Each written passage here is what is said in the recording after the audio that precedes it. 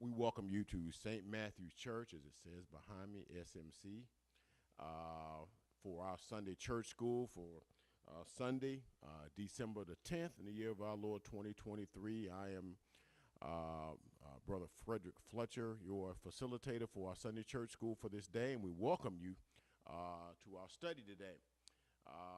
Those that may be joining via social media, we say welcome, and I'm glad that you have signed on today, and those that may be coming into the facility, we bid you traveling grace and mercies that allow you to get here. As I said, we bring you greetings from the St. Matthew Church, located 3200 Sparkman Drive, here in the beautiful city of Huntsville, Alabama, where our pastor is Reverend Robert Rogers, Jr. And so we don't take it for granted that you are here today. We have a wonderful lesson at our disposal today. And but before we get into our lesson study, we want to bestow prayers upon the Moore family and passing of Sister Donna Moore, is a very important cog in one of the organizations that I belong to, and passed on last week, funeralized her on yesterday, and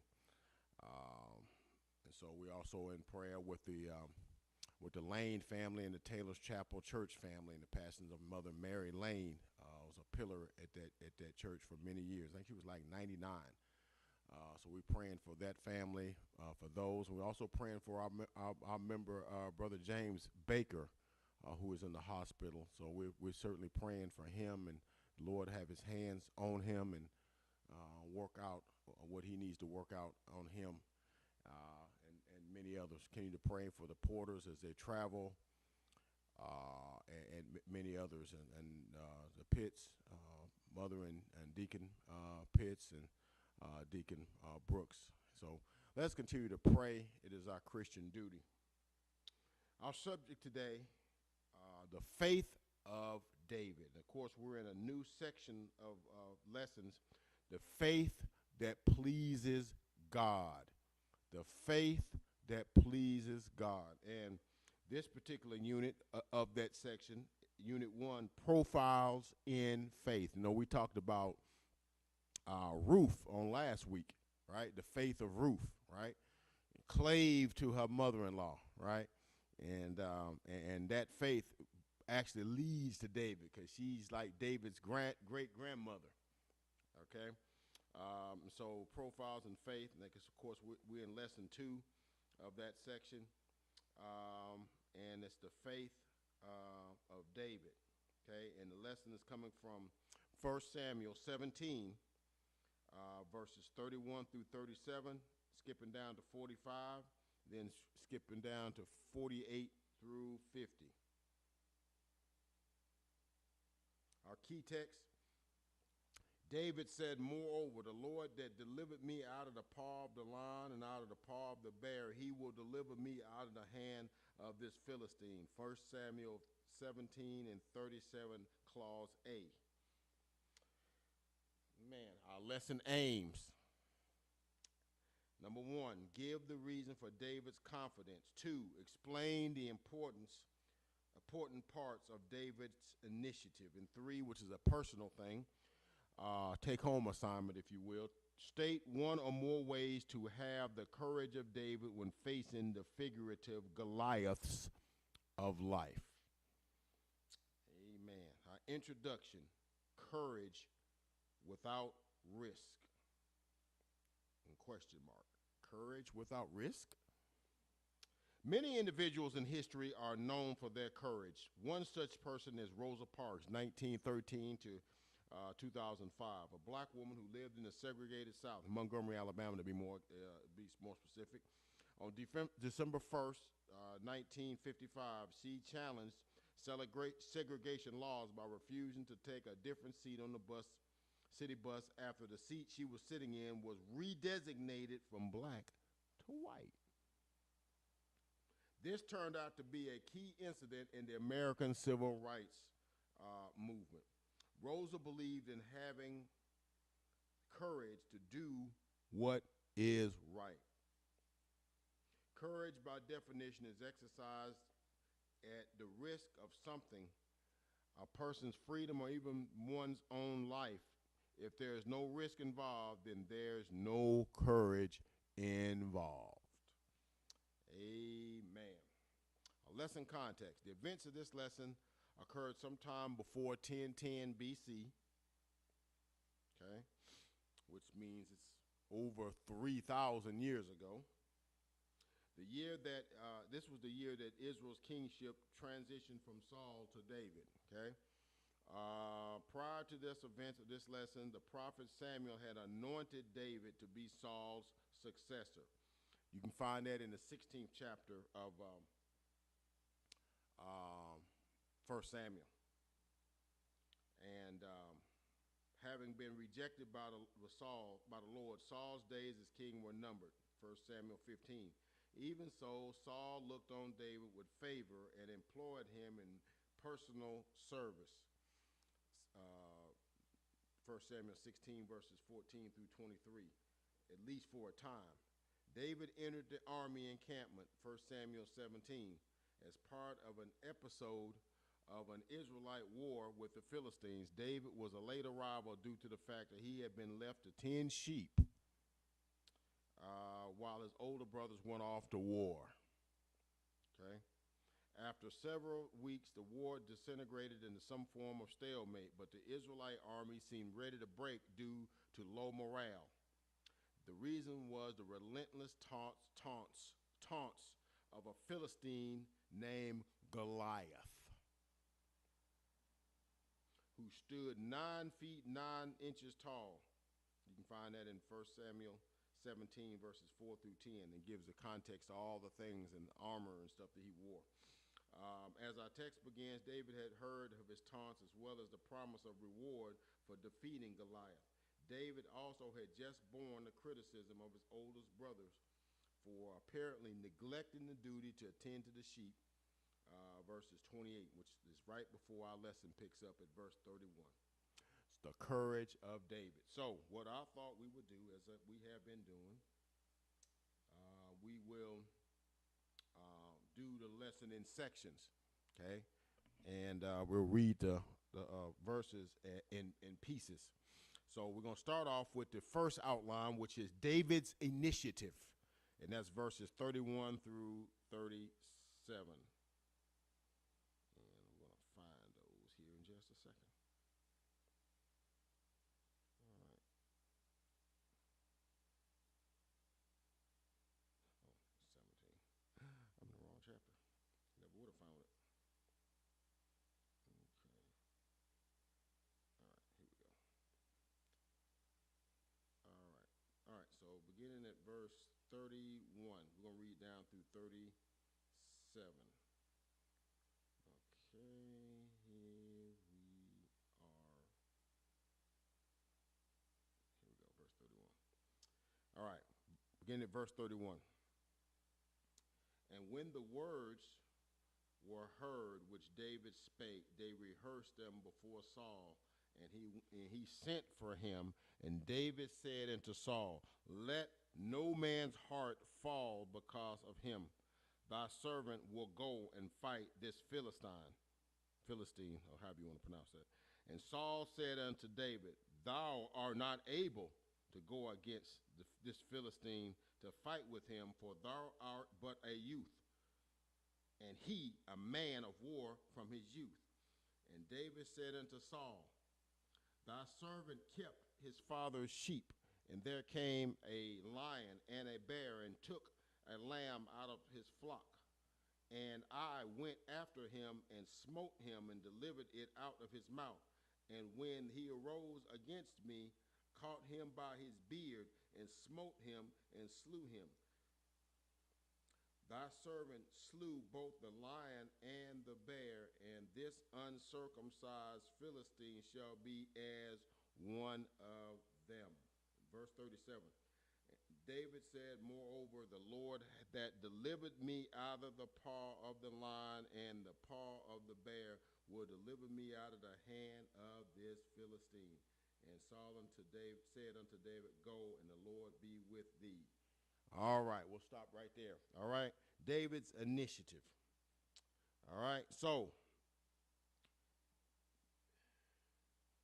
this picks up right after. Now, David, now, understand this. Now, we're going to give a little more context. Now, what has happened is Saul was the people's king, and he looked the part. Now, remember, Israel didn't really need a king, but because of what the Philistines was doing, and other nationalities around them were doing, they wanted a king that could sit in a throne and they could bring their troubles to, and he could sit and on his throne and make his and they had judges, which is not quite the same thing.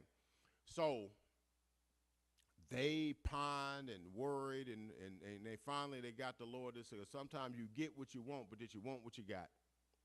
So they end up getting a king, and they got a king after their heart, but he wasn't after God's heart, because he did not do the things that was told to him to do, and he took things upon himself that were not to be taken upon.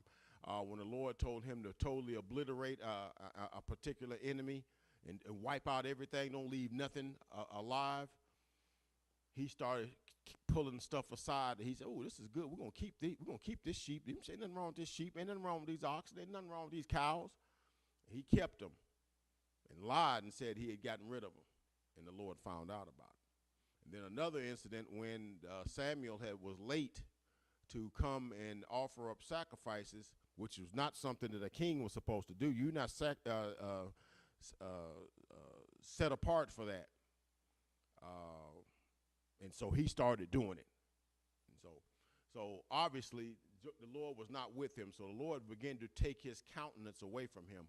And he said, well, we're going to, and so the chapter 16 begins with Samuel, because he had a kinship with Saul. And so the Lord told Samuel, why are you still continuing to mourn after him, considering I have rejected him? We have talked about this. I have rejected him. He says, now, what I need you to do, I need you to take your oil and your lamp and go down to Jesse's house. My new king gonna be down there. And they said, and Samuel was scared. And he said, now, how I'm gonna do this without the king knowing that I'm going down there anointing a new king? He's a sitting king. We're not talking about. He was a young man. It wasn't like he was old and decrepit. He was a young man still. All right. So if he find I'm going down here to anoint a new king, and a king is already on the throne, there ain't nothing wrong with me, he will kill me. So the Lord gave him a scapegoat, if you will, and said, hey, take a kid with you and say you're going down there to offer sacrifice, and offer the sacrifice, and then while you're there executing that, I want you to anoint my new king. And you'll see who he is when you get there. So he goes down there, and of course, Jesse has 7 sons, 6, 7 big strapping young men, right? Some of them were in the military, big, strong guys. And so when Samuel came, Jesse and his household thought something was wrong. What's going on? He said, no, we're coming to offer a sacrifice, and we're coming to anoint the new king. Bring your boys. Bring them all before me. They brought them all. They sat before Samuel, and they put the oil over. They killed the kid and had their sacrifice and the meat and stuff, and then they started the coronation. And all the brothers went across. And it's like, and the oil was like it was froze. You know how, like, if you put honey or something in the refrigerator and you try to pour it out and it don't come out? That's kind of how that oil was. It wouldn't come out. So Samuel was like, well, dang, Jesse, I guess I got the right information. You think, is there any more? Is this all of them? And Jesse was like, well, yeah, I got him. I ain't got nothing but the youngest. He out in the field. He ain't about nothing. He just tend sheep. He said, well, shoot, boom, get him. We ain't gonna sit down until you bring him. So they brought him, and when they brought the oil vessel above him, and the oil usually just drips out, but with David, that stuff would pour it out all over him, all over his clothes, all over. And so at that point, his brother saw, wow, our youngest brother gonna be the guy over us. He's gonna be the guy, sort of like a Joseph and his brothers kind of thing. And so that's how we got to where we're at now. So from that point on, David went out to the war front. And as our introduction was saying, and our lesson context was saying, the war was going on. It wasn't going well. The war wasn't going well.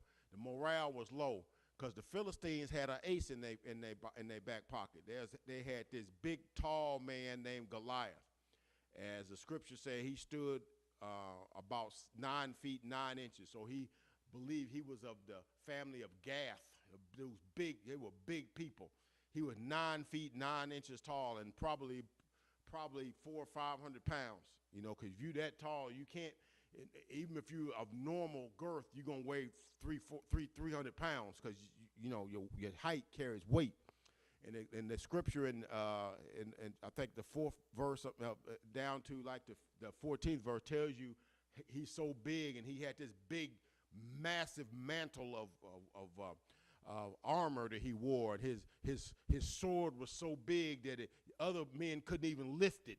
And he was just wielding it around. That's how big and strong he was. And so he was out there on the war front taunting the armies and talking smack to the armies and stuff. And who's going to come and take me down? Okay. And as I was studying that, and this morning I was researching back over it, it came to me that we all have watched modern movies. You know who Goliath was? Goliath was Debo. That's who he was. Goliath was Debo. Okay? If you remember near the end of that movie, he was walking around, hey, who wants some of Debo? He's taunting for, hey, who wants some of Debo? Everybody back, no, we don't want it. Okay? So that's where we are. And so David, fresh off of being anointed, going out there to the war front, his brothers was being haters. One of the brothers said, man, go on back here. The sheep, who tending care of the sheep while you out here fooling around? You just come out here to see something. You ain't out here doing nothing. That's like verse 25, 26, and 27 of the 17th chapter. The verses right before we get to where we're at today. And so we get to David had said, look, I'll go out to do this. And so verse 31 says, and when they were heard what David spake, they rehearsed before Saul and sent him before him. Okay? The words what David spoke seems to be part of his volunteering to accept Goliath's challenge. See, like I said, Goliath had been walking around taunting the Israel army, walking amongst them, flexing himself. Yeah, who wants some of me? Who wants some of Debo? Right? And so David saw it, and see, that would be one thing. But Goliath didn't stop there. He didn't stop with saying, hey, who wants some of me? He started criticizing, started talking junk about the God to these folks. So, y'all are so sorry. Y'all God is even sorry. And what did he say that for? What did he say that for? See, and that got David going. Oh, no, you one thing to disrespect these men of valor that I have, but you disrespect the one true and living God, the Lord of hosts. You disrespect him. Oh, I got to have you. Oh, I got to have you. I got to have you. So David accepted the challenge for a one-on-one duel with Goliath. You can find it in the 17th verse, verses 8 through 10, and we're going to look at that right now. We're going to get on to this here, 8 through 10.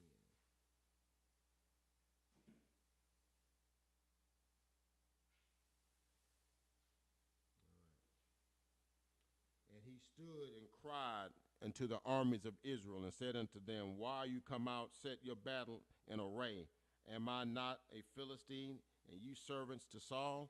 Choose you a man for you and let him come down to me. This is Goliath issuing a challenge. If he is able to fight with me and to kill me, then will we be your servants? So he said, look, if you get you somebody that can whoop me, then we'll be your servants. But look at me. You know y'all ain't got nobody that can deal with me and all this. You can't mess with me. So he's issuing a challenge. And verse 10, and the Philistines said, I defy the armies of Israel this day. Give me a man that we may fight together. All right? And when Saul and all of Israel heard the words of the Philistine, they were dismayed and Greatly afraid. Now, even Saul was afraid. This big old Saul, he afraid. He's shaking in his boots. Verse 12, now David was a son of the Ephraimite of Bethlehem, whose name was Jesse.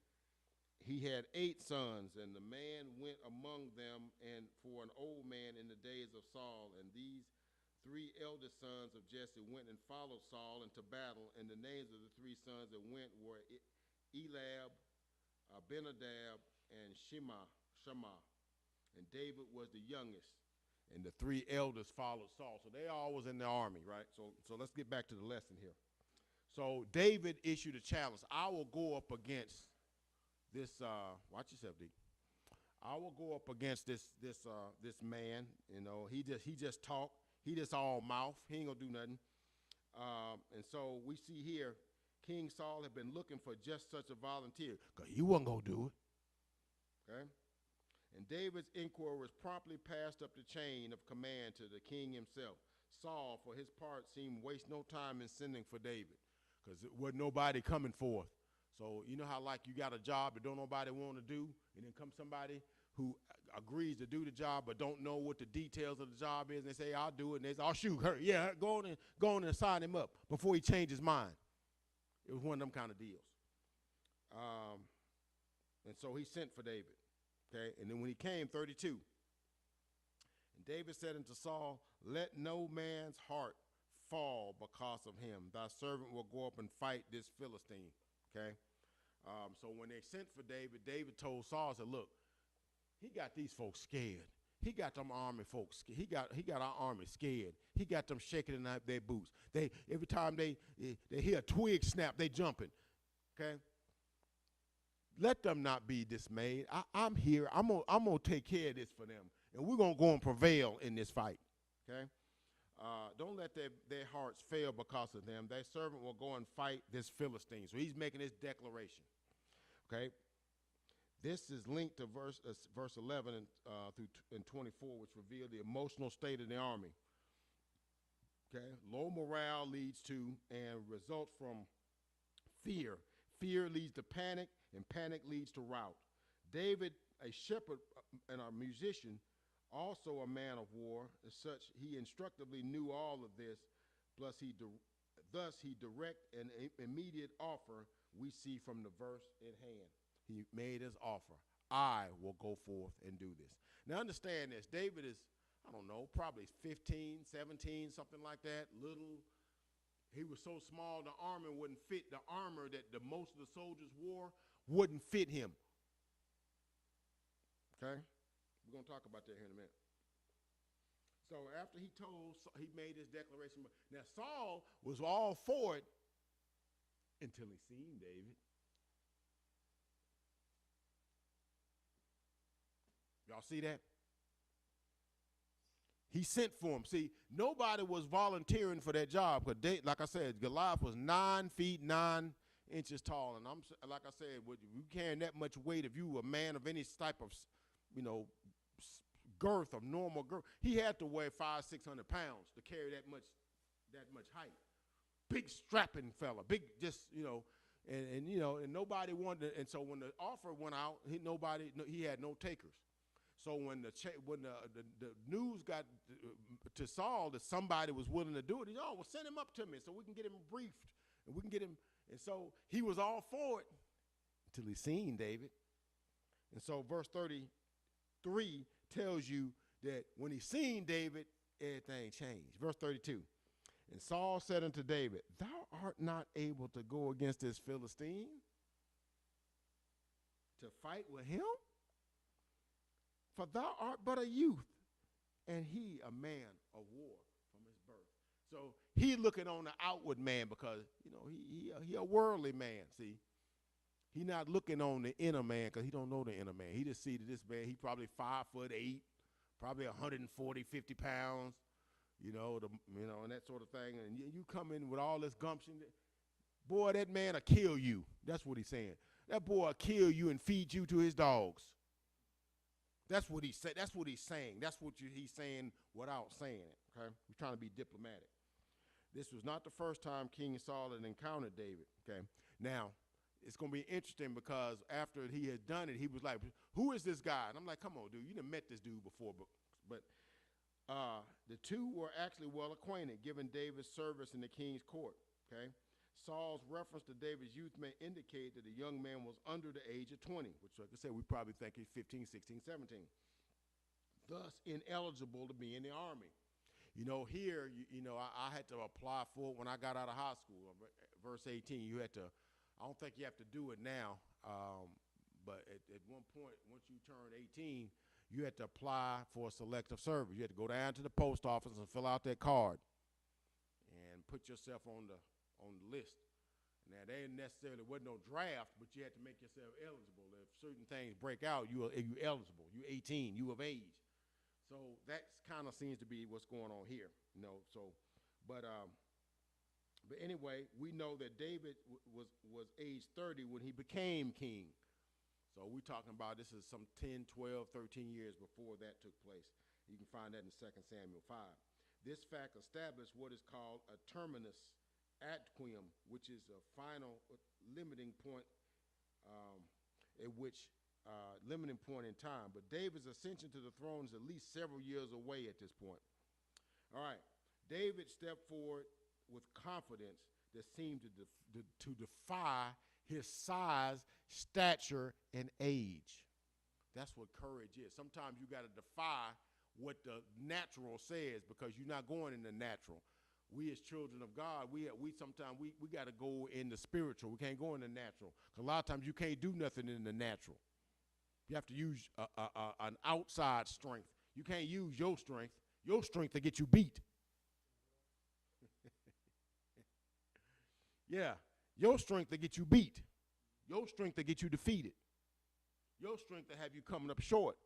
You got to tap into the strength that the Lord provides because he has all power, right? So David wasn't going on his own power. He's like, I'm only a little 5'8" little boy. I'm just throwing it out there. I don't know how. I know they said he was small in stature, so that's why I said it, 5'8", whatever. But with the Lord, he was bigger than Goliath. Because the Lord plus you make the majority, right? So he stepped forward, and Saul tried to be like a parent, like you little fella. I could go on and send you out there, but I don't want that on my hands. He would kill you. But he's not looking at it because the Lord had took his spirit away from him. So he's not even seeing things the way the Lord want him to see it, right? So we move on. Let's go down to verse 34. So David, this is the second, confidence and rejoinder. Confident rejoinder. Verse 34. And David said unto Saul, thy servant kept his father's sheep, and there came a lion and a bear, and he took them out of his flock. So he goes on to tell the story of an incident that took place while he was tending sheep. See, many people think that tending sheep, you're just walking around, watering the sheep, making sure they eat, and just kind of making sure they all stay together. No, at some point, you may have to go into action. Just like sometimes people, get employed as a security guard. Okay, you think all you gotta do is sit at a desk, write down who come and who go, and write down the tag numbers of who come and go, and that's it. Every now and then you on duty, somebody come across the facility that ain't supposed to be there, and you gotta go into action. Okay. Somebody come in unauthorized. It's 1 o'clock in the morning. Here comes somebody coming up on the property. You see him creeping across. Now you got to go into action. Oh, I thought I was just supposed to sit here and just take that, write down everything. No, man, sometimes you got to do something, So as a shepherd, yeah, a lot of the days you just sitting, it's boring. You just water the sheep, you keep them, making sure they stay together, making sure they eat and drink and stuff of that nature, and keep them out of trouble, keep them from getting caught up in stuff. That's your job. But every now and then, as he said, one of these two particular incidents, a lion came and took one of the sheep and went off, and you would think he would eat him where he was at. But no, I've seen a lot of those videos where these animals, predators coming, they'll sneak up on them and they'll get them and take them, but they won't eat them right there. They'll take them and drag them off somewhere. They'll still be alive, and then take them where they're gonna take them, and then they'll do what they're gonna do to them. So David, seeing that the lion had that sheep in his mouth, and he ran him down. And the lion, lion ain't scared of nothing. He was like, and so he grabbed him by, which, that takes something right there, because a lion is a strong mammal. So it's, if he throw his paw, he would throw you across the room. That's how strong they are. So, but apparently, he says he grabbed him by the beard and took the sheep out of his mouth and smote him. Okay? Verse 35, and I went out after him and smote him and delivered him out of his mouth. And then there rose against me, and then he arose against me, because the lion ain't going to take that lion down. And he caught him by his beard and smote him and slew him with his hands. David established his capabilities by explaining encounters with predators, that were often more dangerous than a human adversary. The sequence of events is noteworthy in being smote and delivered, slew, not smote, slew, and delivered. The actual sequence indicates David's focus had been to deliver the victim lamb from the jaws of the predator that he had only wounded, which increased the danger to David. The smote, slew, delivered sequence would have indicated an incident to ensure the predator was dead first. The additional time would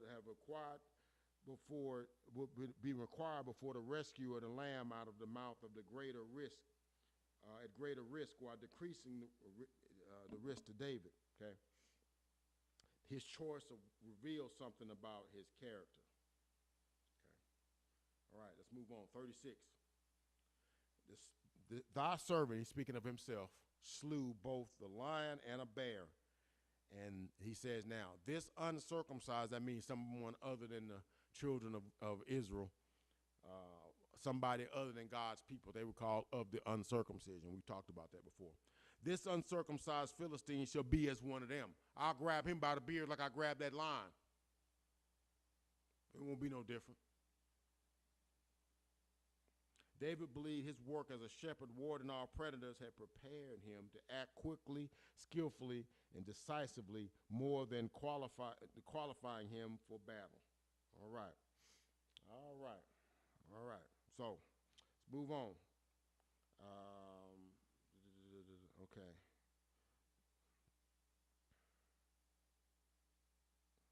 All right, let's get to our next section here, 37. So we're going to look at, verse 36b. Okay. Seeing how he has defiled the armies of the living God. The phrase "the living God" is a favorite of biblical writers. In other words, he had embarrassed the army and talked junk about their God. So he can't stand. Okay, we got to get him. Okay. And David said, "Moreover, the Lord that delivered me out of the paw of the lion and out of the paw of the bear, he shall deliver me out of the hand of this Philistine." He said, because the Lord has proven to me his worth. Because if it had not been for the Lord, I wouldn't have been able to prevail against no lion. Lion is much stronger than me. But the Lord was with me, and he was able to overtake that lion and that bear. You know how tall bears are, how strong bears are? And he was able to do that. So he said, that allows me, because success breeds confidence. Y'all hear me? Success breeds confidence. When you are successful in one encounter, it'll make you confident in the next battle. When the Lord brings you out of one mess, you are confident that he'll bring you out of the next mess. When he brings you out of one valley, you have the confidence to know if I get into another valley, he'll bring me out. Confidence, success brings confidence. The Lord had a good track record with David. Okay. Let's move on to our next section. So verse 37b, this last of our section, and Saul said unto David, "Go, and the Lord be with thee." So So basically he had convinced Saul that, okay, you talk a good game, little fella. It's your word. I'm gonna let you go. Go on. Lord be with you. But the way Saul seemed like he operated, I didn't think he had no confidence in him. He was just saying, okay, you seem to want to go. I'm gonna let you go. Okay. So we see here. So we get to this point. So we're in our next section here. The battle's outcome. The battle's outcome. That's gonna be 45, 48 through 50. And that's the rest of our verses. So we're gonna go ahead and read those.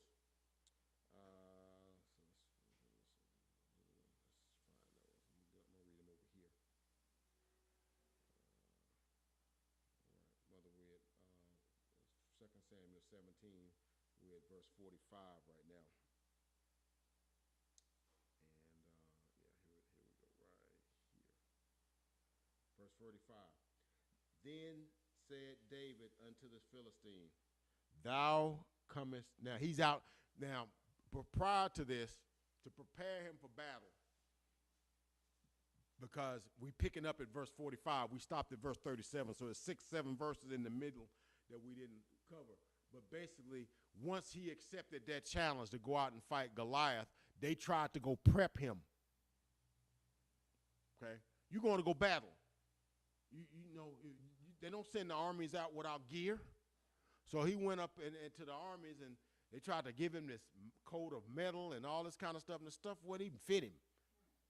He said, I ain't proved them. Took them off. Went and got his satchel. Pulled him out 5 smooth stones in his sling. That's all I need. I'm ready. I don't need all this stuff. I just need my satchel, my 5 smooth stones, and my sling, and we're gonna go do battle. Okay. So we pick it up at verse 45, and then David goes out there to his battle. Here's Goliath. All 9 feet 9 inches of him, probably 500, 600 pounds, big old fella. So big he blotting out the sun. That's how big he is. Here David is, all 5 foot, 845 pounds. I'm just throwing those out there. I don't know that for a fact. So David talking big, like a chihuahua. You know them chihuahuas are aggressive dogs, and they little teacups. Little fella, I'll just kick you over across the thing. I have to have patience. I go in there, he'll tell you like he gonna tear you up. I'm sitting there like, I'll drop kick you. But David said unto the Philistine, thou comest unto me with a sword and a spear and a shield. All them things they tried to give David. And them things too big, too heavy. Get in my way. I need to be able to move. But I come unto thee in the name of the Lord of hosts, the God of the armies of Israel, whom thou hast defiled. So basically David said, it's on. So it's sort of like, I'm going to take a page of some modern vernacular. It was sort of like at the Montgomery River thing. That was basically David throwing his hat in the air. It's on. It's on. Y'all know that story. When the hat go up, we doing battle. So that's basically what David doing. He's throwing his hat in the air. Okay? So he's throwing down right now. So we ain't heard the response from Goliath from seeing him. Oh, you got you somebody to come out here to challenge me. So we pick up here at verse 45, if I can find it. They have them all hidden into the okay, we skip down to verse 48, I believe.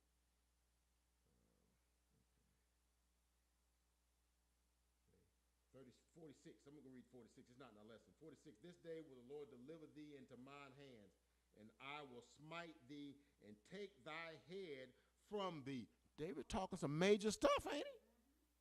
And I will give the carcasses of the host of the Philistines this day unto the fowls of the air, unto the wild beasts of the earth, that Easy all Worship the earth may know that there is a God in Israel. Verse 47, and all this assembly shall know that the Lord saveth not with a sword and spear, for the battle is the Lord's. Hallelujah. Okay? Yes. we fighting stuff with swords and all this kind of man-made stuff, and it comes to nothing. Take your battles to the Lord. Let him fight them. The battle is the Lord's. All right. Verse 48. This is where our lessons pick up. And it came to pass when the Philistines arose and came and drew down to meet the Philistine, meaning Goliath, came down to come down and meet David. That David hasted and ran towards the army to meet the Philistine. So when he seen David, he went down. David ran down there to him like, oh no, I'm going down there to you. I'm not running. Verse 49. And David put his hand, and took out a stone, and slang it, and smote him. Okay? So let's look here. I don't want to get ahead of us. Came and drew out meet, and David hasted to meet him. So it's a showdown. You know, it's like, you know what, back in the day, they used to have these duels. You walk off 10 paces and you turn, it's go time, right? So that's what's going on here. So 49, and David put his hand in his bag, took out a stone and slang it, and smote the Philistine in his forehead, that the stone sunk into his forehead and fell upon his face to the earth. Okay? Now remember, we're going to go down to 50, but remember, and we get ready to close because it's about that time. We got a minute. As I was researching this lesson, I was looking at it pretty much most of the week, a little bit on yesterday, and then I went back over it this morning, and it came to me, and I was telling Deke earlier, when I look at this lesson and I look at who Goliath was, and it came to my mind in popular movies and popular vernacular, I said Goliath was Debo. We've all seen Friday. All of us have seen Friday. Goliath was Debo. What was Debo doing at the end of the movie? He was walking around saying, who want a piece of Debo? He was counting the folks. Who want a piece of Debo? Everybody was scared. But Craig, what did he pick up? What did he pick up? He picked up a rock, a big rock, and threw it and hit him in the forehead. So when I saw that, when I thought of that, I said, man, that's sort of like, I don't know if they planned that to be like, you got this bigger than life, because, Debo's a big old boy, way bigger than the other, and he was fighting, he couldn't fight. So he picked up a rock, really it was a piece of landscaping, rock bricks or whatever. He's like a piece of, it's a rock, it's a big rock. And he flung it, and he caught him right here in the eye, and he fell down. Just like Goliath. He took that stone and put it in a sling, and people like to dress it up. He flung it 3 times, one for the Father, one for the Son. I don't know if it went like that or not, but it sounded good.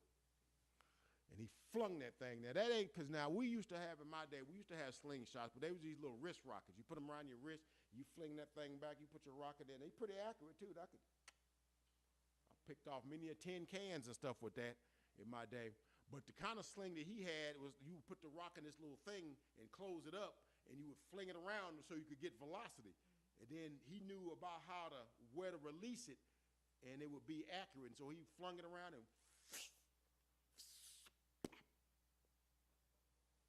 caught him right dead center of his forehead, and knocked him down. Okay. And as we close, I think 50 is the last verse here. So as we close, so David prevailed over the Philistine with a sling and with a stone, and smote the Philistine and slew him, but there was no sword in the hand of David. In other words, David used what he had. What you got in your hand is good enough. So sometimes the Lord lets you use what you got. You ain't got to go get nothing. You ain't got to go to the store and buy nothing. Use what you got. I'll make what you got enough. I'll make it enough. And that's what he did. So the courage of David to slay Goliath. And so we have Goliaths in our day. It may not be some 9-foot guy, terrorizing you. It could be your bills. It could be a health issue. It could be your wayward children. It could be trouble at the job. It could be trouble with your spouse. It could be whatever. Your problems are never bigger than your God. Your problem might seem like a Goliath, but God will give you a stone to put it and knock your problems out, just like David knocked Goliath out. So that concludes our lesson for today. Hopefully you've gained something about the faith and give you the courage to go and slay your giants today, because you know you're going to have them. If you live in this life, giants will raise up in your life. You just got to realize you got a God that's bigger than that giant and will fortify you and prevail you, just like David prevailed over Goliath. Let us stand, please.